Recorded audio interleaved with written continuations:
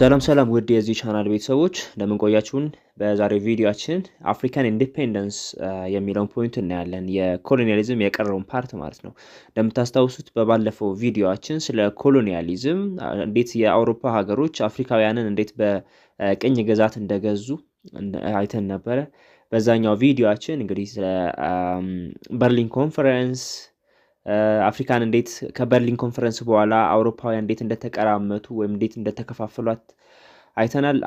እነዚህ በርሊን ኮንፈረንስ ላይ የተሳተፉት 14ቱ የአውሮፓ ሀያላን ሀገራት አፍሪካውያን ሀገሮችን ተከፋፍለው ቅኝ ግዛቶቻቸው አድርገዋቸው ወይም በእነሱ ስር እንዲሆኑ አድርገው ነበረ። ስለዚህ እነዚህ አፍሪካ ሀገሮች በነ ፈረንሳይ፣ እንግሊዝ፣ ፖርቹጋል እንደነ ቤልጅየም፣ ጀርመን አይነት ታላላቅ የአውሮፓ ሀገሮች በርካታ የአፍሪካ ሀገሮችን በቅኝ ግዛት ይዘው ነበረ። እነዚህ ሀገሮች ቅኝ ግዛቶቻቸውን ወይም አፍሪካ ውስጥ የሚገኙት ኮሎኒያቸውን በሁለት መንገድ ያስተዳድሩ እንደነበርም አይተናል። ዳይሬክት እና ኢንዳይሬክት ሩል በሚባሉት መንገዶች እሱን አይተናል። ኤንድ ኮንሲኩዌንሲ ኦፍ ኮሎኒያሊዝም አፖን አፍሪካንስ የኮሎኒያሊዝም ወይም የቅኝ ግዛት ውጤቶች ወይም ደግሞ ሪዛልቱ ምንድነው፣ ኮንሲኩዌንሲው ምንድነው የሚለውንም ጭምር አይተን ነበር። ሶ በዛሬው ቪዲዮአችን ከዛ ቀጣይ ያለውን አፍሪካን ኢንዲፔንደንስ የሚለውን ፖይንት እናያለን ነው። ሶ አፍሪካን ኢንዲፔንደንስ ስንል እንግዲህ አውሮፓውያን ሀገራቶች አፍሪካን ከያዙ በኋላ የአፍሪካ ሀገራቶችን በቅኝ ግዛት ከያዙ በኋላ እነዚህ የአፍሪካ ሀገሮች በተለያየ እንቅስቃሴ ወይም የተለያየ ስትረግል አድርገው ነፃነታቸውን አውጀዋል ወይም ነፃ ሀገራቶች ሆነዋል። ሶ እሱን ነው የምናየው። አፍሪካን ኢንዲፔንደንስ ስንል የአፍሪካ ነፃነት ማለታችን ነው። እሱን እናያለን በዛሬው ቪዲዮአችን። ለቻናሉ አዳዲስ የሆናችሁ ቤተሰቦቻችን ቻናሉን ሰብስክራይብ፣ ላይክ እንዲሁም ለሌሎች ሼር ማድረግ እንዳትረሱ። So early resistance to colonial rule in Africa from 1900 up to 1939. ስለዚህ በአፍሪካ ውስጥ ወይም አፍሪካውያን ከ1900 እስከ 1939 ዓመተ ምህረት ይሄ የኮሎኒያሊዝምን ወይም ቅኝ ግዛትን ሬዚስት ያደርጉ ነበር አፍሪካውያኖች ወይም ደግሞ አድርገው ነበረ። መቼ? ከ1900 እስከ 1939 ዓመተ ምህረት ከሁለተኛ ዓለም ጦርነት በፊት በነበረው ጊዜ ውስጥ አፍሪካውያን ሀገራቶች የቅኝ ግዛትን ተቃውሞ ወይም ደግሞ የመቃወም እንቅስቃሴ ውስጥ ነበሩ። እሱና ያለ ዱሪንግ ዚስ ፔሪድ እንግዲህ ዱሪንግ ዚስ ፔሪድ ስንል ከ1900 እስከ 1939 ባለው ጊዜ ማለታችን ነው። the struggle for national liberation had three different forms። ስለዚህ በዚህ ጊዜ ከ1900 እስከ 39 ባለው ጊዜ ውስጥ ለሀገራቸውን ነፃ ለማድረግ ወይም ደግሞ ናሽናል ሊብሬሽን ለማምጣት የተለያዩ የአፍሪካ ሀገራቶች ከፍተኛ ትግል ያደርጉ ነበር። ይሄ ትግላቸውን በሶስት መንገድ ነበር የሚደረገው ነው። አንደኛው ሪሊጂየስ ፎርም አለ፣ ሁለተኛው ትራዲሽናል ኦር ኔቲቭ አሶሲዬሽን የምንለው አለ፣ ሶስተኛው መጽሐፋችሁ ላይ አልተጠቀሰም ፖለቲካል ፓርቲስ፣ የተለያዩ ፖለቲካ ፓርቲዎችም ተቋቁመው ነበር። ስለዚህ በእነዚህ በሶስት መንገድ ስትረግል ወይም ደግሞ ትግል ያካሂዱ ነበር ራሳቸውን ነፃ ሀገር ለማድረግ ኢንዲፔንደንት ለመሆን ማለት ነው።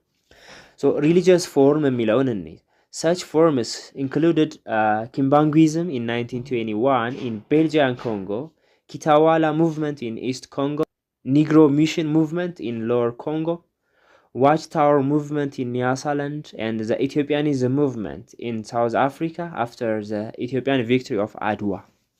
ስለዚህ እነዚህ ሪሊጂየስ ሙቭመንቶች ወይም ሪሊጂየስ ፎርምስ ስንል የተለያዩ እንቅስቃሴዎች ነበሩ ሃይማኖታዊ የሆኑ። ለምሳሌ ኪምባንጉይዝም ስንል 1921 በቤልጂያን ኮንጎ ወይም በቤልጂየም ግዛት ስር በነበረች ኮንጎ ውስጥ የነበረ ሪሊጂየስ ሙቭመንት ነው።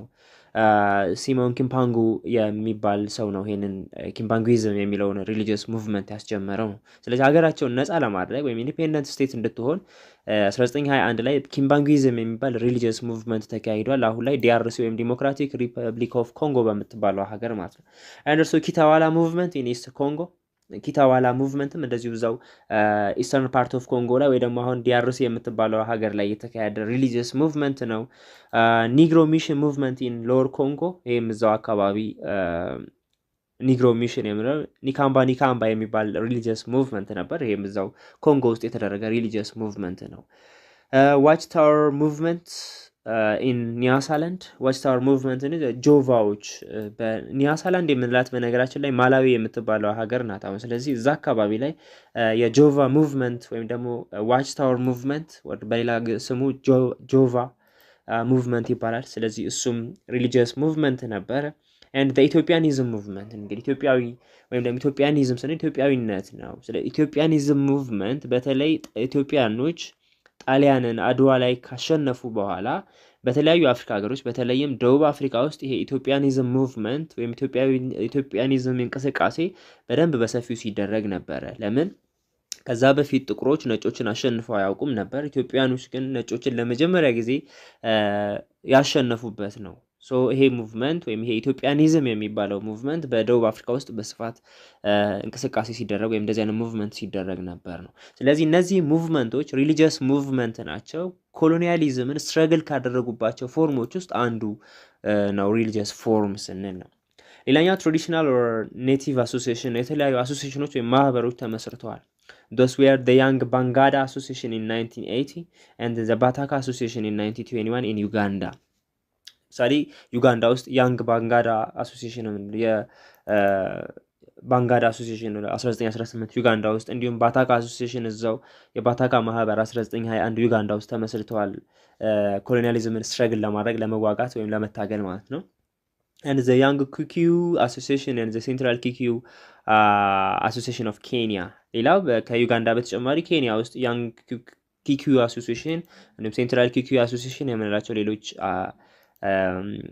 ትራዲሽናል ወር ደግሞ ኔቲቭ አሶሲዬሽኖች በዛው የአፍሪካውያን ሀገሮች ውስጥ በነ ኬንያ በነ ዩጋንዳ ውስጥ የሚገኙ ህዝቦች የራሳቸውን ማህበር ፈጥረው ኮሎኒያሊዝምን ስትረግል ያደርጉ ወይም ይዋጉ ወይም ይታገሉ ነበር። እንደዚህ አይነት አሶሲዬሽኖች ወይም ማህበሮችን መስርተው ማለት ነው። ሌላኛው ፖለቲካል ፓርቲስ ነው። ሶስተኛ ፎርም ከሪሊጂየስ ከትራዲሽናል አሶሲዬሽን ቀጥሎ ሶስተኛ ፎርም ደግሞ ፖለቲካል ፓርቲስ ነው። የተለያዩ ፖለቲካ ፓርቲዎች ተመስርተዋል ኮሎኒያሊዝምን ስትረግል ለማድረግ ለመዋጋት። ለምሳሌ የኤኤንሲ ፓርቲ አለ፣ አፍሪካን ናሽናል ኮንግረስ የምንለው የደቡብ አፍሪካው ፓርቲ አለ፣ ናሽናል ኮንግረስ ኦፍ ብሪቲሽ ዌስት አፍሪካ በምዕራብ አፍሪካ አካባቢ የእንግሊዝ ቅኝ ግዛቶች አካባቢ ላይ የተመሰረተ ፖለቲካል ፓርቲ አለ፣ የግብፁ ዋፍድ ፓርቲ አለ፣ የኢጅፕቱ ማለት ነው ዋፍድ ፓርቲ። እነዚህ ፓርቲዎች ኮሎኒያሊዝምን ስትራግል ለማድረግ የተቋቋሙ ፓርቲዎች ናቸው ነው። ስለዚህ በሶስት ፎርሞች ነበረ ስትራግል ሲያደርጉ ሲዋጉ ሲታገሉ የነበረው ቅኝ ግዛትን ስንል አንደኛው ሪሊጂየስ ፎርም ነው ቅድም እንዳልነው፣ ሁለተኛው ትራዲሽናል ኦር ኔቲቭ አሶሲዬሽን ነው፣ ሶስተኛው ፖለቲካል ፓርቲስ ወይም በፖለቲካ ፓርቲ አቋቁመው ፎርም አድርገው ይህንን የኮሎኒያሊዝምን ስትራግል ሲያደርጉ ነበር ነው። ሌላኛው ፖይንታችን ሬዚስታንስ ቱ ኮሎኒያል ሩል አፍተር ወርልድ ዋር ሰከንድ ነው። እስካሁን ያየናቸው እነዚህ ሶስቱ ከወርልድ ዋር ሰከንድ በፊት የነበሩ ይሄ ማለት ከ1900 እስከ 1939 በነበረው ጊዜ እንግዲህ ኮሎኒያሊዝም ስትረግል ያደርጉባቸው የነበሩ ሶስት ፎርሞችን አየን። ዴን ሬዚስታንስ ቱ ኮሎኒያል ሩል አፍተር ወርልድ ዋር ሰከንድ ከሁለተኛ ዓለም ጦርነት ከ1939 በኋላ እንግዲህ ይሄ የኮሎኒያል ሩልን ሬዚስት አድርገዋል በርካታ የአፍሪካ ሀገሮች ነው ወይም ተቃውመዋል፣ ታግለዋል።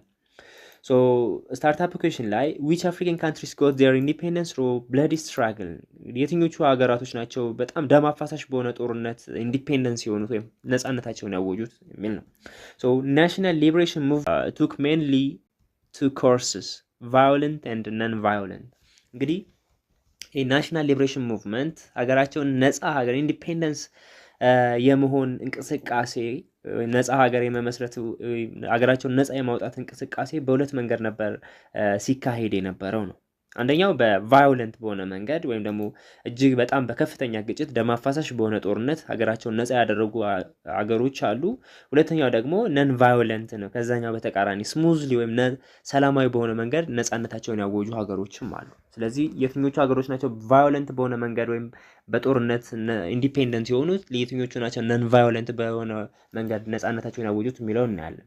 So non-violent ስንል in different African states independence was achieved fairly smoothly።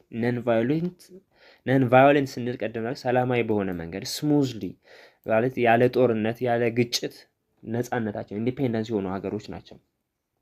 The main reason for this was that this African state had no white settlers። እንግዲህ ሰላማዊ በሆነ መንገድ ነው ኢንዲፔንደንስ የሆኑት ስንል ዋነኛው ምክንያት በእነዚህ ሀገሮች ውስጥ ዋይት ሴትለሮች የሉም። ነጭ ሰፋሪዎች ወይ ደግሞ ነጭ የሆኑ ዜጎች በሀገራቸው ውስጥ ሴትል አላደረጉም ወይም አልሰፈሩም ነበር። ስለዚህ እንደዚህ አይነት ሀገሮች ውስጥ ነን ቫዮለንት ወይም ደግሞ ሰላማዊ በሆነ መንገድ ነፃ እንዲሆኑ ሆኗል ወይም ነፃ ወጥተዋል ነው። For example, by 1960s all our West African French colonies were achieved full independence።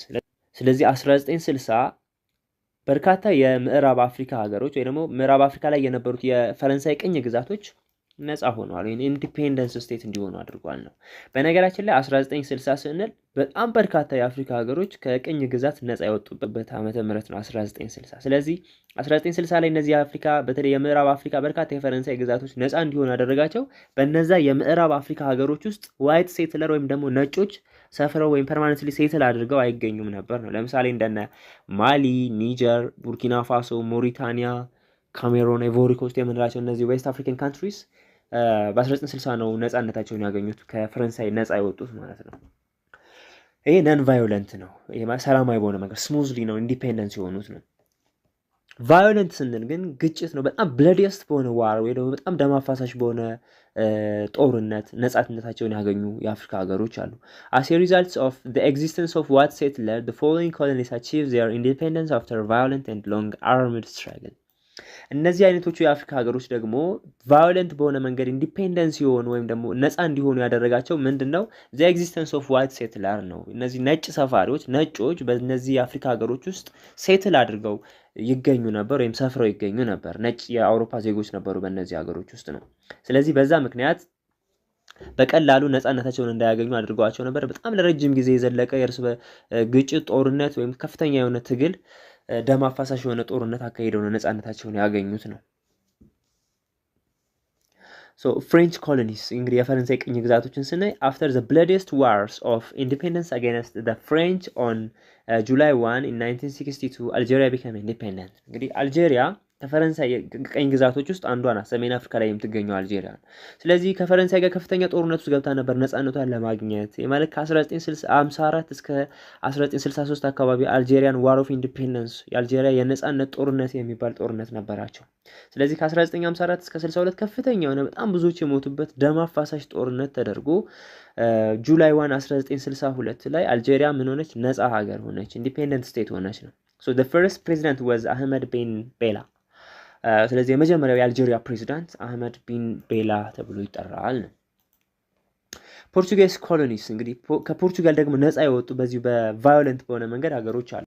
ሞዛምቢክ achieved independence in June 1975 under ሳሞራ ማቼልስ። ስለዚህ ሞዛምቢክም እንግዲህ ነፃ ሀገር የሆነችው በ1975 ጁን ላይ ነው ከፖርቱጋል ነፃ ሀገር የሆነችው። የመጀመሪያው ሊደር ሳሞራ ማቼል ይባላል። in November 1975 Angola became independent by Agostinho Neto። ሌላኛው በዚሁ በተመሳሳይ ዓመተ ምህረት ላይ ከፖርቱጋል ነፃ የወጣችው ሀገር ነው ራሷን የቻለች ኢንዲፔንደንት ስቴት የሆነችው አንጎላ ናት። ደቡብ አፍሪካ ላይ የምትገኘው አንጎላ በማን መሪነት ነው? አጎስቲኖ ኔቶ በሚባለው ሊደር አማካኝነት እንግዲህ ነፃነቷን ልትቀዳጅ ትችላለች ማለት ነው። በተመሳሳይ 1975 ላይ ማለት ነው። እንግዲህ አንጎላም ከ1961 እስከ 75 አካባቢ ድረስ ከፍተኛ የሆነ የአንጎላን ዋር ኦፍ ኢንዲፔንደንስ የሚባል የአንጎላዎች የነፃነት ጦርነት ከፖርቱጋል ጋር አድርገው እንግዲህ ነፃ ሆኗል 1975 ላይ ማለት ነው። ብሪቴን Kenya achieved its independence in 1963. Jomo Kenyatta became the first president. ስለዚህ ኬንያም በ1963 ነው ከእንግሊዝ ቅኝ ግዛት ነፃ የወጣችው ኢንዲፔንደንት ስቴት የሆነችው በማን ሊደርነት ነው? ስለዚህ ጆሞ ኬንያታ የምንለው የኬንያ የመጀመሪያው ፕሬዚዳንት ነው። ኬንያ ኢንዲፔንደንት ስቴት ነፃ ሀገር ከተባለች በኋላ ከእንግሊዝ ቅኝ ግዛት ነፃ ከወጣች በኋላ የመጀመሪያው የኬንያ ፕሬዚዳንት ጆሞ ኬንያታ ይባላል። In March 1957, the Gold Coast achieved independence and adopted the new name Ghana. ሌላው ማርች 1957 ላይ ጎልድ ኮስት ትባል የነበረችው በወቅቱ በኋላ ላይ ጋና ተብላ የተመሰረተች ወይም ደግሞ አዲስ ስያሜ የተሰጣት ከእንግሊዝ ቅኝ ግዛት ነፃ ወጣች ወይ ኢንዲፔንደንት ስቴት ሆነች ማለት ነው 1957 ላይ። So the first president was Kwame Nkrumah። ስለዚህ የመጀመሪያው የጋና ወይም የጎልድ ኮስት ፕሬዚዳንት kwame nkrumah ይባላል። ከእንግሊዝ ቅኝ ግዛት ነፃ ከወጡ በኋላ ስሟ ጋና ከተባለ በኋላ የመጀመሪያው ፕሬዚዳንት kwame nkrumah ይባላል። Nigeria was independent in October 1960. So the first president was Nnamdi Azikiwe ይባላል። 1960 ደግሞ እንደዚሁ ናይጄሪያ ከእንግሊዝ ቅኝ ግዛት ነፃ ወጣለች። ስለዚህ የመጀመሪያው ፕሬዚዳንት nnamdi Azikiwe ይባላል። የመጀመሪያው የናይጄሪያ ፕሬዚዳንት which means ከእንግሊዝ ቅኝ ግዛት ነፃ ከወጡ በኋላ የመጀመሪያው የናይጄሪያ ፕሬዚዳንት nnamdi Azikiwe ይባላል።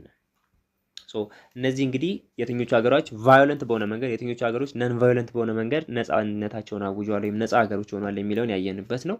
እዚህ ጋር ማወቅ ያለባችሁ የትኞቹ ሀገራቶች ከቀኝ ገዢዎቻቸው በስንት ዓመተ ምህረት ነፃ ወጡ፣ የመጀመሪያዎቹ ሊደሮቻቸው መሪዎቻቸው ማን ይባሉ ነበር የሚለው ዋና ዋና ስማቸውን መያዝ ያስፈልጋል። የመጨረሻ ፖይንታችን ፋክተርስ ዛት ሄልፕድ አፍሪካን ኢንዲፔንደንስ ነው። አፍሪካውያን ነፃ እንዲሆኑ የረዷቸው ፋክተሮች ወይም ምክንያቶች ኮዞች ምንድን ናቸው ነው። ዋት ፋክተርስ ሄልፕድ አፍሪካን ኔሽን ቱ ዊን ኢንዲፔንደንስ፣ ምን አይነት ፋክተሮች ነው ምን አይነት ምክንያቶች ወይም ፋክተሮች አፍሪካውያን ነፃ ሀገር ነፃነታቸውን እንዲያውጁ አግዘዋቸዋል የሚለውን ነው ምናየው። አፍሪካንስ ጎት ሌሰንስ ፍሮም ወርልድ ዋር ፈርስት። እዚህ ጋር የምናየው አፍሪካውያን ከአንደኛ ዓለም ጦርነት ሌሰን ወስደዋል ወይም ደግሞ ብዙ ነገር ተምረዋል፣ ብዙ ልምድ አካብተዋል ነው። ስለዚህ ያ ያካበቱት ልምድ ያ የወሰዱት ያገኙት ኤክስፒሪየንስ ወይም ሌሰን ለዚህ ለኢንዲፔንደንስ ሙቭመንት ወይም ደግሞ ነፃነትን ለማግኘት ወይ ደግሞ ለናሽናል ሊብሬሽን ምክንያት ሆኗል ነው። ለምሳሌ የተለያዩ በጦርነቱ ላይ የነበሩ ታክቲኮች፣ አዳዲስ አይዲያዎች፣ ቴክኖሎጂዎችን ከአንደኛ ዓለም ጦርነት አይተዋል ወይም ተምረዋል።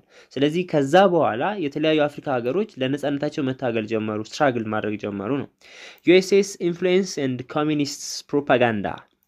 ሌላው እነዚህ በተለይ ከሁለተኛ ዓለም ጦርነት በኋላ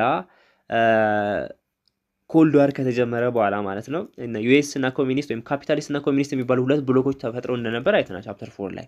ስለዚህ እነዚህ ሁለቱ ብሎኮች የተለያዩ የአፍሪካ ናሽናል ሊብሬሽን ፍሮንቶችን ሰፖርት ማድረግ ጀመሩ። በማቴሪያል፣ በአይዲያ፣ በቴክኖሎጂ፣ በሌሎች ነገሮችም ሰፖርት ማድረግ ጀመሩ ነው። ስለዚህ የአሜሪካ ተጽዕኖ ኢንፍሉዌንስ እንዲሁም የኮሚኒስት ፕሮፓጋንዳ እነዚህ ለአፍሪካን ኢንዲፔንደንስ እንደ ፋክተሮች ናቸው ነው። ኢፌክትስ ኦፍ ወርልድ ዋር ሰከንድ ቀደም ካልነው ከአንደኛ ዓለም ጦርነት ጋር የተያያዘ የሁለተኛ ዓለም ጦርነት ኢፌክቶች። ሌሰን ጎት ፍሮም ኒውሊ ኢንዲፔንደንት ኤዥያን ኔሽንስ።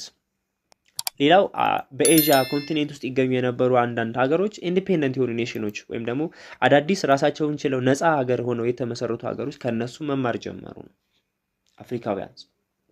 And important decisions of the United Nations and changing world attitude about colonialism were factors that helped African independence. ሌላኛው በእንግዲህ 1945 የአንደኛ ዓለም ጦርነት ካበቃ በኋላ ወዲያው የዩናይትድ ኔሽን ወይም ደግሞ የተባበሩ መንግስታት ድርጅት ተመስርቷል። ስለዚህ የተመሰረተው ተቋም ወይም ደግሞ ዓለም አቀፍ ተቋም ዩናይትድ ኔሽን ያስተላልፋቸው ዲሲሽኖች ወይም ውሳኔዎች ነበሩ።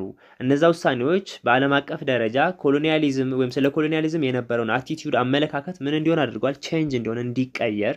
ይህ አመለካከታቸው በተለይ እነዚህ ኮሎኒያሊስት የሆኑት ሀገሮች አመለካከታቸው እንዲቀየር እንዲሁም አፍሪካውያን ደግሞ በእነሱ ላይ እንዲነሳሱ አድርጓል ነው። ስለዚህ እነዚህ ፋክተሮች አፍሪካ ውስጥ ወይም አፍሪካውያን ነፃነታቸውን እንዲያውጁ ለነፃነታቸው እንቅስቃሴ እንዲያደርጉ ከፍተኛ አስተዋጽኦ ያደረጉ ምክንያቶች ናቸው ማለት ነው።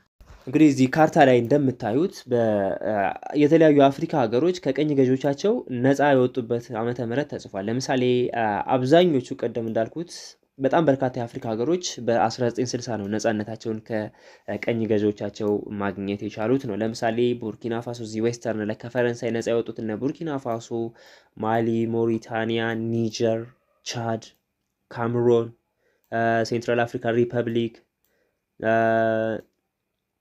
ሪፐብሊክ ኦፍ ኮንጎ እነ ጋቦን እነዚህ ሁሉ በ1960 ነው ነፃ የወጡት ነው። ዴን እዚህ እነ ሊቢያ 1951፣ ኢጂፕት 1922፣ ሱዳን 1956፣ እንደነ ዩጋንዳ፣ ሩዋንዳ 1962 ላይ ነው። እዚህ ጋር ካርታው ላይ እንደምታዩት እንግዲህ አብዛኞቹ የአፍሪካ ሀገሮች በብዛት 1960 ላይ ነው በነፃነታቸውን የተቀዳጁት ወይም ደግሞ ኢንዲፔንደንት ስቴት የሆኑት ነው። ሶ 1960 the year 1960 was the year of independence ይባላል። የአፍሪካ የነፃነት አመት ይባላል 1960። በርካታ የአፍሪካ ሀገሮች ነፃነታቸውን የተቀዳጁበት ጊዜ ስለነበር ማለት ነው። የዛሬው ክላሳችን ይሄንን ይመስላል። እስካሁን አብራችሁን ስለነበራችሁ እናመሰግናለን። ለቻናሉ አዳዲስ የሆናችሁ ቤተሰቦቻችን ቻናሉን ሰብስክራይብ፣ ላይክ እንዲሁም ሼር ማድረግ እንዳይረሳ። Thank you